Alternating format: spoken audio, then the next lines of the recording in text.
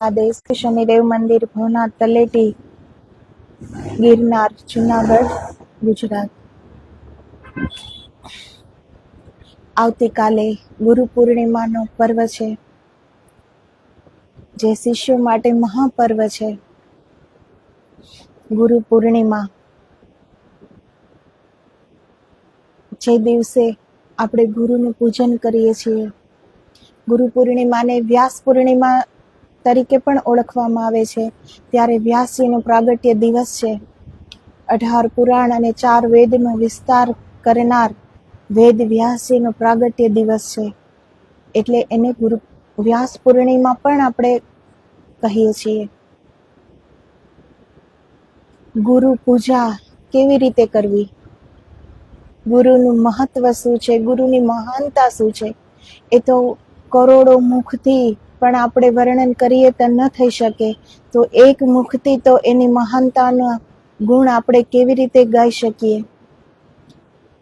ગુરુ પૂજન જે બધા બહારથી પૂજન કરે છે, તો ખાલી આરતી કરવી, ગુરુના ચરણ પર અભિષેક કરવો, તિલક કરવું, પુષ્પ ચડાવવા, ખાલી એ જ ગુરુ પૂજા નથી.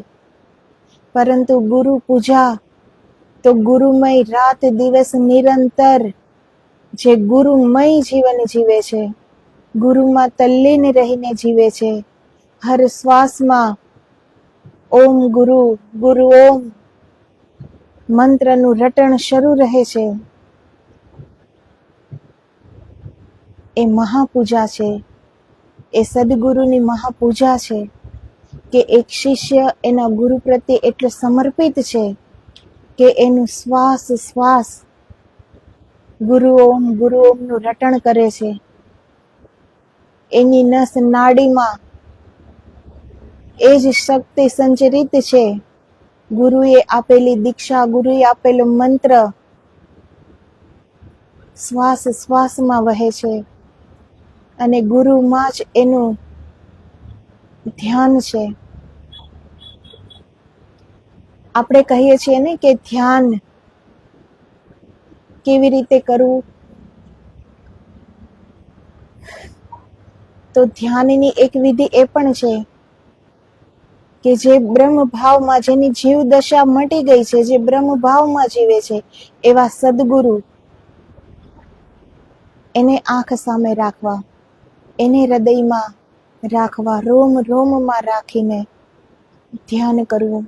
કેમ કે એને આપણે જોયા છે, આપણા સદગુરુને આપણે જોયા છે.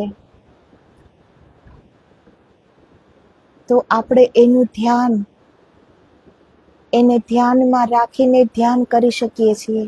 જેવી રીતે આપણું કોઈ પ્રિય પાત્ર હોય, કોઈ પ્રિય વ્યક્તિ હોય, તો આપણે એનું કોઈ વિધિવત એને યાદ રાખવા માટે કોઈ અનુષ્ઠાન નથી કરતા, પરંતુ એ આપણી યાદમાં રહે છે, એને અલગથી યાદ નથી કરવા પડતા.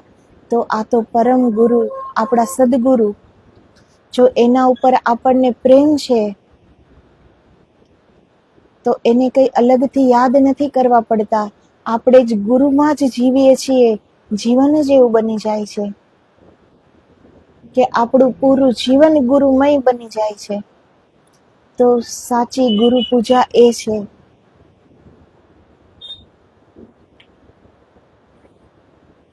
શ્રી ગુરુ ધ્યાન મહાન છે, સિદ્ધજનોની પરમ ગોપનીય સાધના છે. ગુરુ ધ્યાન ભોગ અને મોક્ષ બંનેનું દાતા છે. એટલું જ નહીં, ધ્યાન કરનાર ધ્યાન કરતા કરતા અંતે પરતર આનંદમય પર તેજ સ્વરૂપ પરમ ગુરુ જ બની જાય છે. શ્રી ગુરુ એક આકાર રૂપે દેખાવા હોવા છતાં આદિ અંત રહિત છે. તેમની અલક્ષ્ય ગતિ છે. ગુરુ તત્વ આદિ તત્વ છે, જે પરમાનંદમય થઈને રહે છે.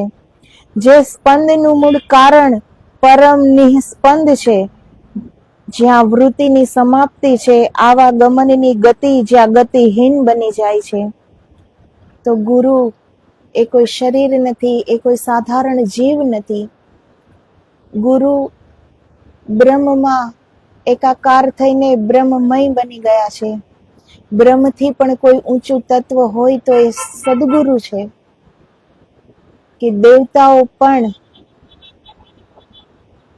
જેને આધીન રહે, એનું પદ, એની ઊંચાઈ, એની સ્થિતિ સદગુરુની હર દેવોથી ઊંચી છે.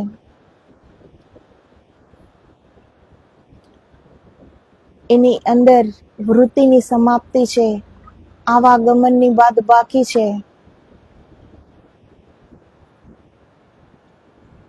સ્થાવર જંગમાત્મક જગતને જ્યાં આશ્રય મળે છે, જે ઓમકારનું લક્ષ્ય છે, સિદ્ધ પુરુષોનો જ્યાં નિવાસ છે, સગુણ નિર્ગુણનો વિવાદ જ્યાં નિર્વિવાદ બનીને મટી જાય છે, જે સ્થાન પર એક ગુરુ સિવાય અન્ય કોઈ નથી જઈ શકતું અને જ્યાં ગયા પછી ફરીથી આવવાનું નથી થતું, જે દેવોના પણ દેવ છે, એવા સૌના આશ્રય, સૌની ગતિ, સર્વાંતર આત્મા શ્રી ગુરુદેવ છે.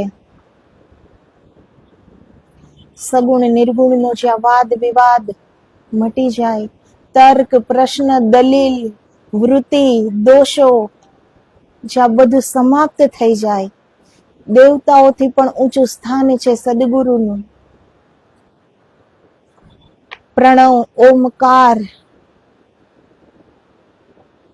એ ઓમ શબ્દથી, એ પ્રણવથી જ આ સૃષ્ટિની રચના થઈ છે અને અંતે એમાં જ લય થઈ જાય છે. તો એ ઓમકારનું પરમ રૂપ શ્રી ગુરુ જ છે, એ સદગુરુનું જ રૂપ છે પ્રણવ. તેઓ સમય સમય પર માનવ રૂપે બહાર અને ગુરુ રૂપે અંદર રહીને શિષ્યોને અનુગ્રહ નિગ્રહથી પોતાનું રૂપ તથા પોતાની ગતિ આપે છે. આવી ચિન્મય ગુરુમૂર્તિનું ધ્યાન પરમ ફળદાયક છે. નિર્ગુણ, નિરાકાર, સતા સંભૂતિ રૂપ જે પર તેજ છે, એ જ પરમ શ્રી ગુરુદેવ છે. પંચભૂત નિર્મિત સર્વ દિશાઓ, આકાશ, પર્વત, વન, નદીઓ, સમુદ્ર, પૃથ્વીના વિશાળ ક્ષેત્રો એ બધા શ્રી ગુરુના જ રૂપ છે. કેમ કે એનો આકાર કોઈ સીમિત નથી, એ અસીમ બની ગયા છે. એ બ્રહ્મને જાણીને બ્રહ્મમય બનીને પૂરી સૃષ્ટિમાં એ બ્રહ્મ તત્વ વ્યાપ્ત છે, એમાં એ સમાહિત થઈ ગયા છે. તો એની ગુરુની કોઈ સીમા નથી, અસીમ બની ગયા છે, અનંત બની ગયા છે. સૃષ્ટિમાં જે પણ છે, નદી, પહાડ, વૃક્ષ, પૃથ્વીના ક્ષેત્રો, એ બધા ગુરુના જ રૂપ છે. કેમ કે એ જ સમાહિત છે ચારે બાજુ, એ જ બ્રહ્મ વ્યાપ્ત છે ચારે બાજુ, તો ગુરુ જ સમાહિત છે. ગુરુ, સદગુરુ અને બ્રહ્મ એમાં કોઈ ભેદ નથી, એ એક જ છે. પૂર્વથી પશ્ચિમ, ઉત્તરથી દક્ષિણ, ઉપરથી નીચે, પાતાળથી લઈને સ્વર્ગ, કૈલાસ, વૈકુંઠ લોક અને મુક્તોની પરમ ગતિ, એ બધું પરમ આનંદમય શ્રી ગુરુ છે. બધું જ પોતે બનીને બધાથી જુદા છે. તેઓ કોઈના નથી, કોઈ તેમનું નથી, છતાં પણ તેની કરુણાનું ઝરણું વહ્યા કરે છે. શ્રી ગુરુ જ સોહમનું પરમ લક્ષ્ય, સોહમ રૂપ જ છે. તેઓ ચરાચર છે, પિંડ બ્રહ્માંડ રૂપ છે. તેઓ જ માનવ આકાર લઈને પોતાની પ્રજાને, પોતાના સંતાનોને, પોતાના આત્મીયોને, પોતાના પ્રિય ભક્તજનોને પોતાની શક્તિ પ્રદાન કરવાના હેતુથી ગુરુ રૂપે આવે છે. તો ગુરુને જન્મ લેવાનું કોઈ બીજું કારણ નથી, પણ એનો એક જ લક્ષ્ય છે કે એ એના પ્રિયજનોને, ભક્તજનોને, જે સુપાત્રો છે, એને પોતાની શક્તિ પ્રદાન કરવા માટે, અને એની શક્તિ ઓળખી, સ્વયં ઓળખી લે એ માટે ગુરુ કરુણા અવતાર લે છે. ગુરુને આ પૃથ્વી પર જન્મ લેવાની કોઈ આવશ્યકતા નથી હોતી, પણ એ એની સ્વ ઈચ્છાથી બધા પર કૃપા કરીને, કરુણા કરીને અવતાર ધારણ કરે છે. કે જે પરમાનંદને એ પ્રાપ્ત થયા છે, એ બીજા પણ કરી શકે. એ જે જ્ઞાનને ઉપલબ્ધ થયા છે, એ જ્ઞાન બીજાને પણ મળે. એ માટે સદગુરુ જન્મ લે છે પૃથ્વી પર. નહીં તો એને આ માનવનો દેહ ધરવાની કોઈ આવશ્યકતા નથી. છતાં પણ એનામાં કેટલી કરુણા હશે, કેટલો પ્રેમ હશે, ત્યારે જ એ આ પંચભૂતોના શરીરના માળખામાં રહીને બીજાઓ માટે જીવે છે, બીજાઓને પરમાનંદની પ્રાપ્તિ કરાવે છે. જીવતા જ જે મોક્ષની ગતિ પ્રાપ્ત કરાવે એ જ સદગુરુ.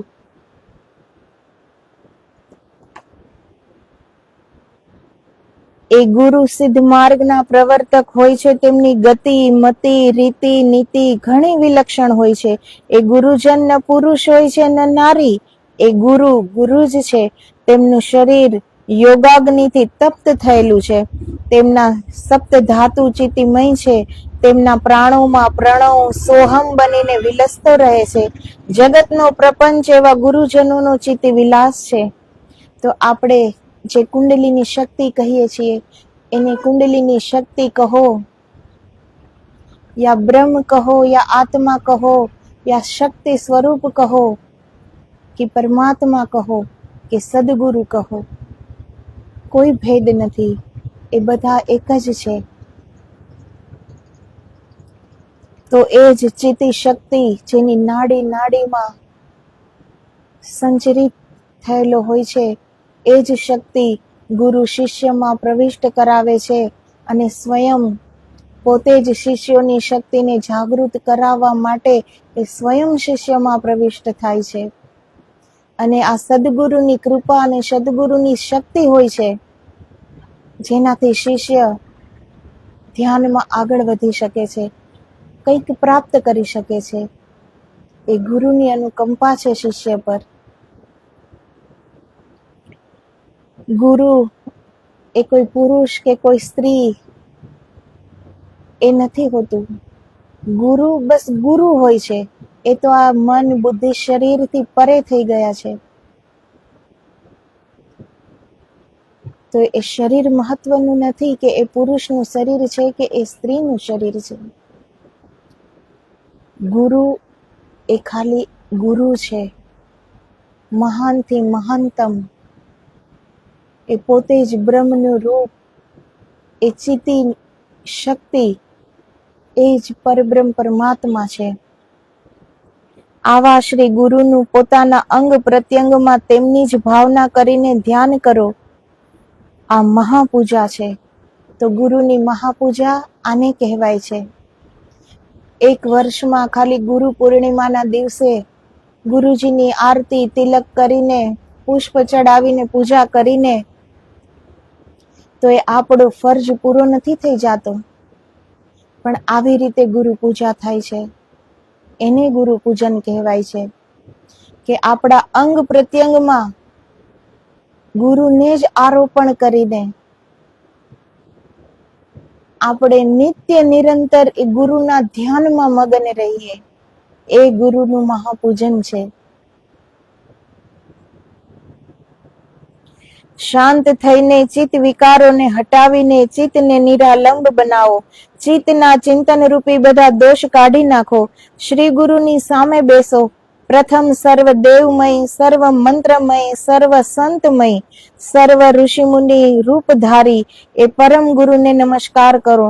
બધી દિશાઓમાં તેમને નમસ્કાર કરો. કહો, હે ગુરુદેવ, આપ સર્વમય છો, આપ જ વિશ્વરૂપ છો. આપ જે રૂપે જેવા જેવા છો તેવા તેવા મારા આપને અનંત પ્રણામ છે. તો ગુરુ તો આ અસીમ છે, અનંતામાં એ સમાહિત છે. તો આપણી સામે જ બેઠા છે, એ જ ગુરુનું રૂપ છે. શું ગુરુ એ 5-5.5 ફૂટમાં એ ગુરુ સમાઈ ગયા છે? નહીં. ગુરુ પૂરા બ્રહ્માંડમાં વ્યાપ્ત છે. તો એ 10 દિશાઓમાં એ ગુરુને પ્રણામ કરવા જોઈએ. કે જ્યાં જ્યાં જે રૂપ ધરીને તમે છો, એ બધા રૂપને હું પ્રણામ કરું છું. અને આપણા અંગ પ્રત્યંગમાં કે આ મારું આંખ, કાન, નાક, હાથ, પગ, પગની આંગળીઓ, હાથની આંગળીઓ, આ કપાળ, આ મુખ, આ હૃદય, આ પેટ, બધું જ મારા શ્રી ગુરુનું છે. શ્રી ગુરુના ગુરુ ઓમ, ગુરુ ઓમ, ગુરુ ઓમ એનો જપ કરતા કરતા એના ધ્યાનમાં મગન થઈ જઈએ તો ગુરુ ધ્યાન પરમ આનંદદાયક છે. અને ગુરુ બધાએ જોયેલા હોય છે. આપણે આપણી આંખથી ગુરુને જોયા છે તો એમાં આપણું ધ્યાન લાગી શકશે.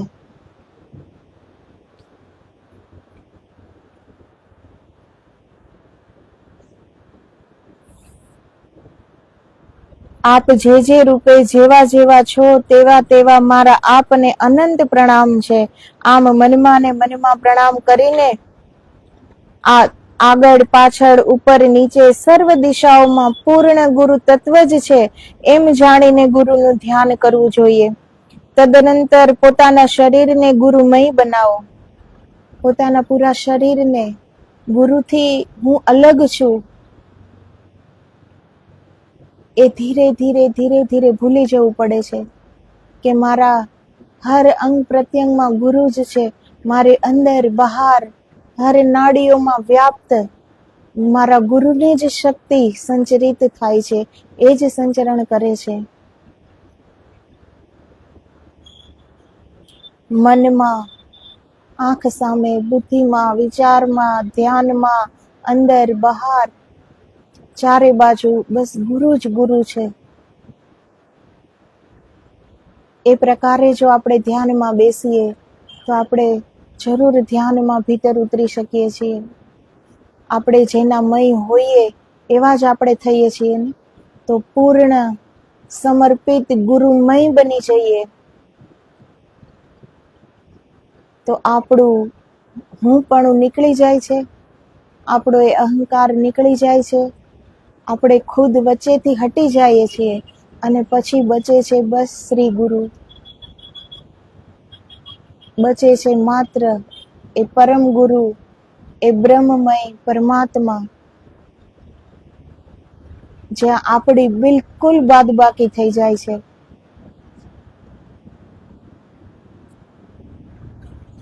વસ્ત્રમાં જે રીતે તંતુ ઓતપ્રોત છે, તંતુ તંતુમાં વસ્ત્ર છે, એ જ રીતે તમારામાં ગુરુ, ગુરુમાં તમે, આ દ્રષ્ટિથી બંનેને એક રૂપે જુઓ.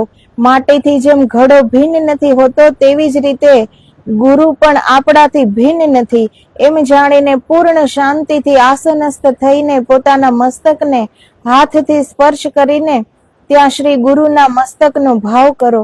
પછી કપાળને, બંને આંખોને, બંને કાનોને, નાક, જીહવા, ગરદન અને બંને ખંભાને પોતાના હાથથી સ્પર્શ કરતા એવી ભાવના કરો કે આ બધા ગુરુના જ અંગો છે.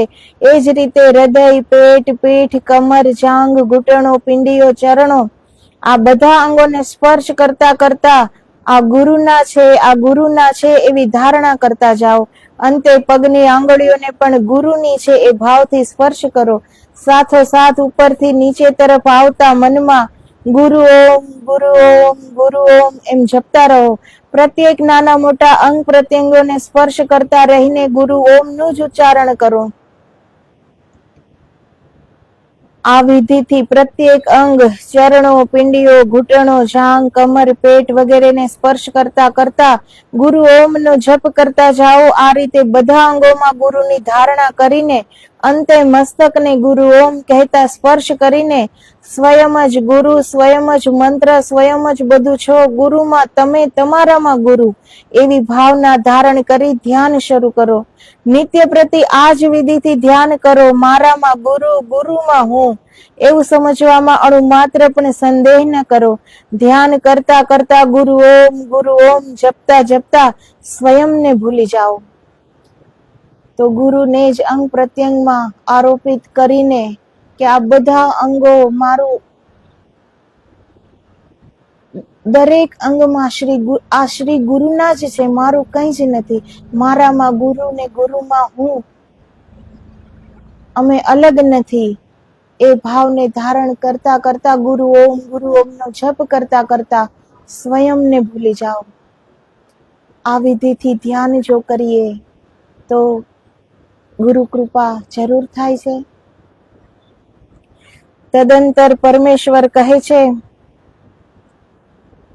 આ સ્વયં પરમેશ્વર આ ધ્યાનની વિધિ પણ એ સ્વીકૃત કરે છે કે ગુરુ ધ્યાન જ એ જ ફળદાયી છે, એ જ આનંદદાયી છે. સ્નાન કરતી વખતે પણ ગુરુને ધ્યાનમાં રાખીએ. ભોજનના સમયે હૃદયસ્થ શ્રી ગુરુદેવ જ મારા ભોજનનો ભોગ લે છે એમ સમજીને ગુરુ અર્પિત ભોજન કરીએ. ગુરુ અર્પિત ભોજન અને બીજા બધા કાર્યો મંગલમય ગુરુને અર્પિત કરીને ગુરુ દાતા, ગુરુ ભોગતા, ગુરુ યજમાન, ગુરુ જ સર્વ યજ્ઞ એમ બધું ગુરુ રૂપ થઈને ગુરુ ઓમ ગુરુ ઓમ ગુરુ ઓમ નિત્ય પ્રતિ જપતા રહીએ. આ જ મહાગુરુ પૂજા છે. ગુરુ ભજનથી શિષ્ય તરત ગુરુ રૂપ જ બને છે. જે જેનું ભજન, ધ્યાન, પૂજન કરે છે તે તેને જ અનુરૂપ બને છે. ગુરુ ધ્યાન, ગુરુ પૂજા, ગુરુ મંત્રનું સ્મરણ, રોમ રોમમાં ગુરુની ધારણા, આવી સગુણ ઉપાસના શિષ્યના હૃદયને તરત બદલી નાખે છે. એટલા માટે તમે એકાંતમાં ગુહ્ય ભાવથી પરમ ગુરુનું ગુરુ બનીને ધ્યાન કરો. આ સિદ્ધજનોનો ગુપ્ત સાધના માર્ગ છે. સદગુરુઓની ગુરુ ચાવી છે. ગુરુ ભક્તોને માટે આત્મ વિશ્રાંતિની દિવ્ય સુખદ સૈયા છે. આ મુક્તિ નગરનું સોપાન છે. આ વિષય તે લોકોને નહીં રૂચે જેનામાં ગુરુ ભક્તિ નથી. જેમના પર ગુરુ કૃપા થાય છે તેમને જ સમજમાં આવનારું આ રહસ્ય છે. પરમેશ્વરના અનુગ્રહ વિના ગુરુ પૂજા નહીં રૂચે, સમજમાં નહીં આવે. આ પ્રમાણે ગુરુ મહિમા, ગુરુ પૂજા, ગુરુ ધ્યાનનું આ પ્રમાણે આપણે જો ગુરુ પૂજા, ગુરુ ધ્યાન અને ગુરુ મહિમા આવી રીતે જો આપણે જીવનને જીવીએ તો ગુરુમાં હું ને મારામાં ગુરુ એ વાત સત્ય થઈ જાય છે. પછી ગુરુ અને આપણામાં કોઈ ભેદ નથી રહેતો. જે ગુરુમાં દેવત્વ છે એ જ આપણામાં આવી જાય છે. ગુરુમય જીવન જીવીએ, ખુદને મિટાવી નાખીએ. ખુદની સારી આકાંક્ષાઓ, ઈચ્છાઓ, મનોકામનાઓ કંઈ જ નથી મારી પાસે. એ હું પણ છે જ નહીં કે હું છું. હું કાંઈ જ નથી. જે પણ છે મારી અંદર એ ગુરુ છે, ગુરુ છે, ગુરુ છે. મારા સદગુરુ છે. બસ શ્રી ગુરુ છે. હું કંઈ જ નથી. તો સૌથી મોટી સદગુરુની પૂજા આ રીતે જીવન જીવીને થાય છે. એક વર્ષમાં એક વાર ગુરુચરણને પૂજીને ગુરુ પૂજા કરી લીધી એમ માનીને બેસી ન રહેવું જોઈએ. ગુરુ પૂજા તો નિત્ય, નિરંતર, અહર્નિશ એ શરૂ રહેવી જોઈએ. ગુરુ ધ્યાનમાં જ હર શ્વાસ, એક શ્વાસમાં પણ ન છૂટે કે આપણે ગુરુનું નામ ન લઈ શકીએ. હર શ્વાસ શ્વાસમાં એનું સ્મરણ, શ્રી ગુરુ, શ્રી ગુરુ, શ્રી ગુરુ, ગુરુ ઓમ, ગુરુ ઓમ, ગુરુ ઓમ, એનું જ રટણ. આને કહેવાય છે ગુરુ પ્રત્યેનું સમર્પણ.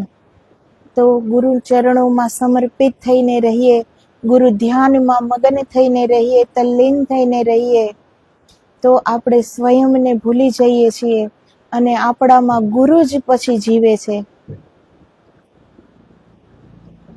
તો ગુરુ પૂજા આવશ્યક છે કે ગુરુ પૂર્ણિમાના દિવસે દરેક શિષ્યજન, ભક્તજન પોતાના શ્રી ગુરુના ચરણોની વંદન કરે, પૂજા કરે.